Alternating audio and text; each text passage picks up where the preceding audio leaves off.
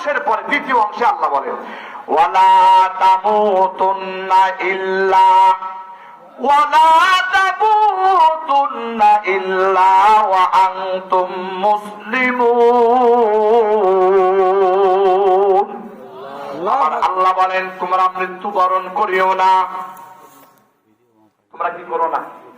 মৃত্যুবরণ করিও না। ইল্লা ইস্তিসনা মানে হ্যাঁ মৃত্যুবরণ করবা। কেমনে?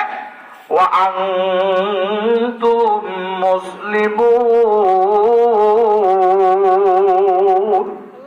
মৃত্যুবরণ করবা তো মুসলমান হয়ে মরো, মৃত্যুবরণ করবা তো খাঁটি মুসলমান হয়ে মরো।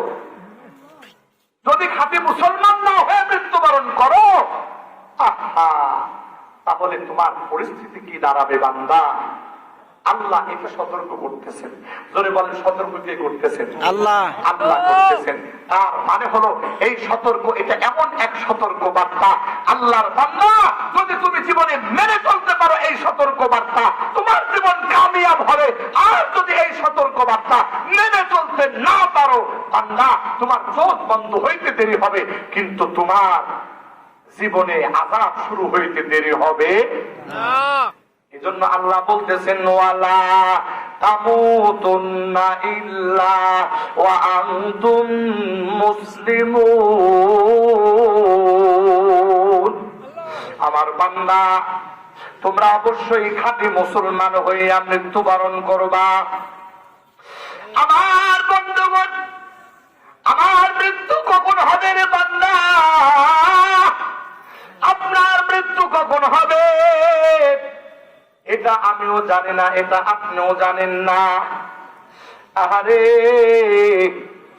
রাস্তাঘাটে চলতে গেলে দেখা যায় কত দুর্ঘটনা, কত অ্যাক্সিডেন্ট হইতেছে। ওরে আল্লাহর বান্দা, একটু গভীর ভাবে মনোযোগ দিয়ে খেয়াল করে কথাগুলো শোনার চেষ্টা করুন। এই যে ঢাকার গাজীপুর থেকে দুইজন ভাই, এই যে গত এক সপ্তাহ আগের ঘটনা, একেবারে তাজা প্রাণ দুইজন ভাই বিবাহ করবেন।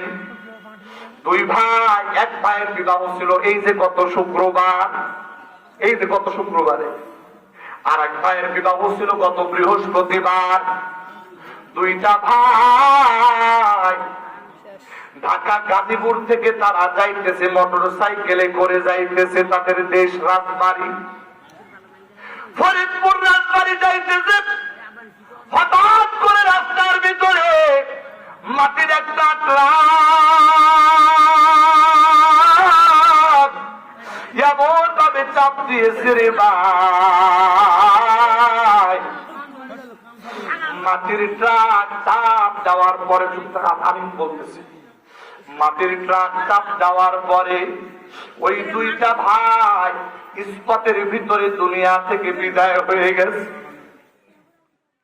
এ বন্ধু, গোটা এলাকার মানুষ একেবারে শোকে স্তব্ধ হয়ে গেছে। একদিকে বনের বাড়িতে ফুল সজ্জার আয়োজন করা হয়েছে, সুন্দর ব্যবস্থাপনা করা হয়েছে। ও বান্দা, এই সুন্দর ব্যবস্থাপনার ভিতর দিয়া বিদায়ের ধুমধাম আয়োজন